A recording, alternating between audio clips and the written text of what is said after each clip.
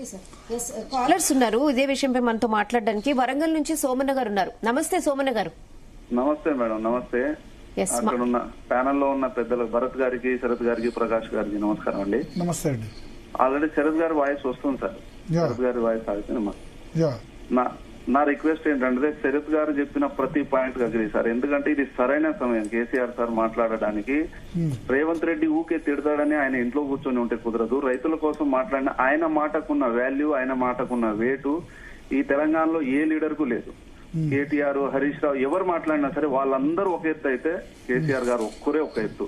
ఇది సరైన సందర్భం. నీళ్ళ కోసం కేసీఆర్ మాట ఒక జియో న్యూస్ మాత్రమే 20 రోజుల నుంచి కంటిన్యూగా చేస్తుంది. మీడియా ఏ ఛానల్ కూడా దీని గురించి డిబేట్ పెట్టట్లేదు. అదే కేసీఆర్ ఒక ప్రెస్ మీట్ పెట్టినా, ఒకసారి మెడిగడ్డ విజిట్ చేసినా అన్ని న్యూస్ ఛానల్స్ కంటిన్యూగా ఒక 3 days దీన్ని రిలే చేస్తాయి. కేసీఆర్ మాటకున్నది. ఎందుకంటే తెలంగాణలో ఏ చీమ ఎక్కడ కుడుతుంది, ఏ నీళ్ళు ఎక్కడ పారుతుంది, ఏం జరుగుతుంది ప్రతిదీ తెలిసిన ఏకైక నాయకుడు. ప్రకాష్ గారికి కూడా నా విన్నపం ఏంటిదంటే ఈ మాట ప్రకాష్ గారే కేసీఆర్ కి దగ్గరగా వెళ్లి చెప్పగలడు. ఎందుకంటే 25 సంవత్సరాల నుంచి ప్రకాష్ గారిని నేను కూడా గమనిస్తున్నాను. ఆ పార్టీ ఫౌండర్ కూడా ఆయన మాటకు ఎప్పుడు ఆయన కాదన్నాడు. ఒక్కసారి ప్రకాష్ గారిని వెళ్లి కలిసి వీలుంటే శరత్ గారిని కూడా ఆయన కలవమని చెప్పండి.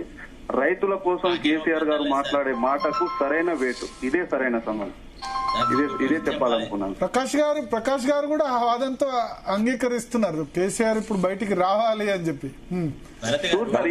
కమ్యూనికేట్ చేశాను. ఒక్క నిమిషం శరత్ గారు, ఒక్క నిమిషం. నేను నా వైపు నుంచి కమ్యూనికేట్ చేశాను సార్. ఏంటంటే కనీసం ముందు ప్రెస్ మీట్ పెట్టండి.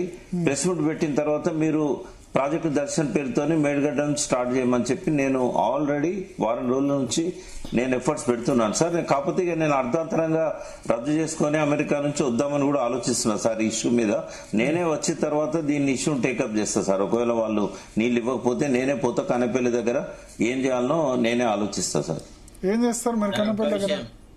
వచ్చిన తర్వాత ప్రజలు ఏం నిర్ణయం చేస్తారు సార్. ఇప్పుడు వాళ్ళు చూడండి జంతర్ మంతర్ దగ్గర వాళ్ళు ఆ కాక్రోచ్ పార్టీ నేనే కలుపుకొని పోతా సార్ నీళ్ల కోసం. తప్పేమున్నది చెప్పండి. ఇక్కడ ఆ కాక్రోచ్లు అవి జంతర్ మంతర్ లో నడిచాయి. అక్కడ 20 రోజులు దీక్ష చేయనిచ్చారు. ఇక్కడ ఒక్క రోజు దీక్ష చేస్తే ఒక్క నిమిషం సార్. నేను ఒక మాట చెప్తా. తెలంగాణలో, ఆంధ్రప్రదేశ్ లో ఎంత దుర్మార్గం అంటే సార్ మేమిద్దరం కూర్చుంటూ వస్తారు సార్ జనం. తెలంగాణ మీరు కూర్చుంటారు కరెక్టే. మిమ్మల్ని 2 రోజులకే లిఫ్ట్ చేసి హాస్పిటల్ పంపిస్తారు. సోనం వాంగుచుకుని 20 రోజులు జంతర్ మంతర్ లో కూర్చొని ఇచ్చారు. కానీ ఇక్కడ ఇందిరా పార్క్ లో 2 రోజులు కూడా కూర్చోలేని ప్రభుత్వాలు తయారైనాయి. అట్లా ఈ ప్రభుత్వం ఆ ప్రభుత్వం కాదు.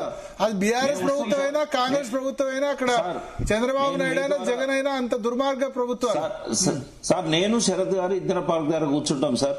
లాయర్స్ ఎట్లా రారు, డాక్టర్లు ఎట్లా రారు, తెలంగాణ ఉద్యమకారులు ఎందుకు